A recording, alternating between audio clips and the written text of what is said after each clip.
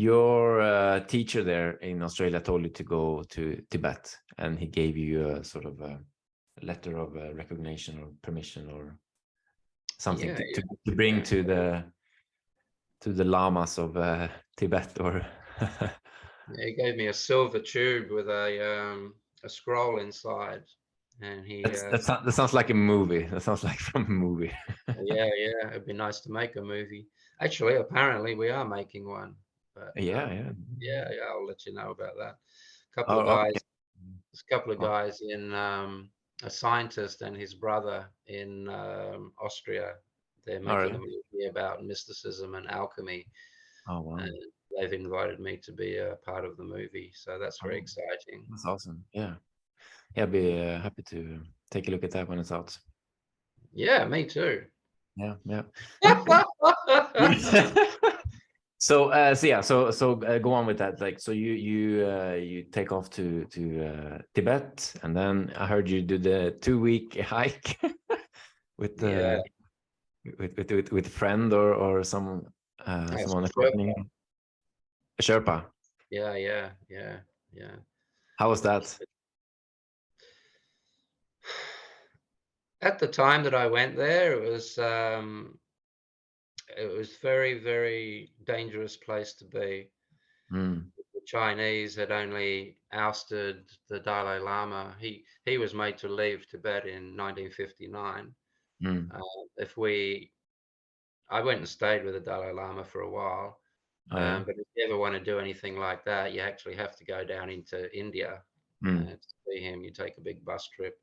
He mm. lives at a place called, oh gosh, what's it called? Dharamsala, Yeah. where he's living at the moment. Yeah. So, very, very long story short, got there in 1974. There was Uh, lots of shit going down, so you had to be very careful. I met my Sherpa, or he waited for me and met me. This was in Nepal, by the way. mm.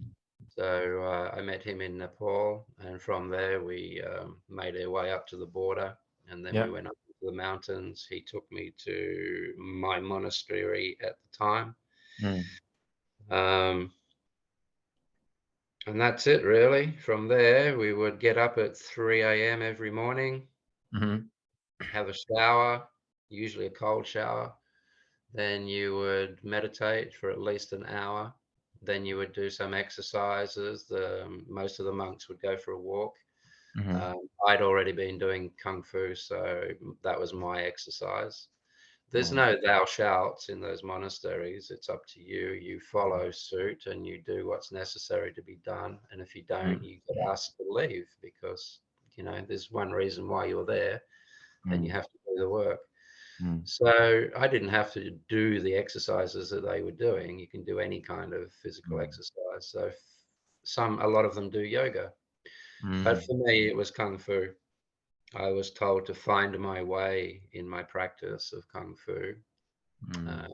and that stuck with me. I understood what that meant at an early age, so that's what I But used. but So this was a Buddhist monastery at that point, early, or would you call it Buddhist? Buddhist, a mystical Buddhist mysticism. It's Okay. called Qian. If you want to use the Chinese term, it's called Qian Buddhism, which Okay. is Buddhism without the religious elements. Mm. It's the only. Already from 14, 15 years old.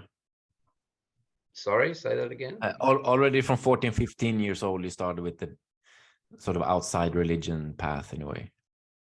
Oh, definitely. Yeah. One of my, yeah. There's a lot I'm not telling you because it would take several days. But when I was at school, I used to.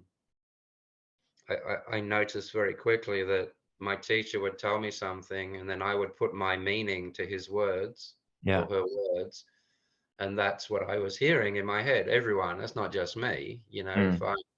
I'm talking to you now, you're putting your own meaning to my words. Yeah.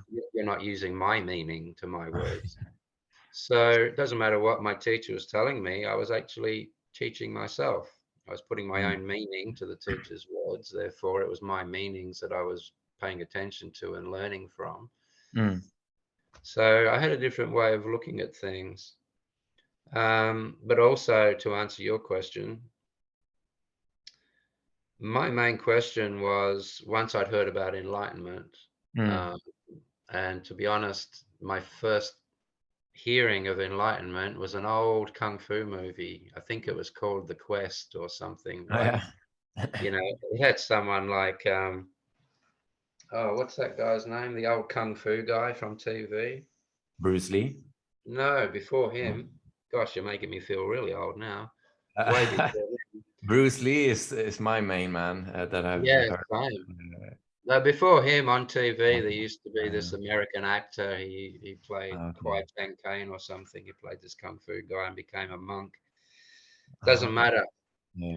Um, what was I telling you about that? Yes. So my questioning was, are there any religions in the world that consistently produce enlightened Mm. people? Mm. And very quickly, the answer was obviously no, there isn't. Mm. Mm. Um, are there any schools in the world that consistently produce enlightened people? Well, Mm. not that we know of, really. Mm.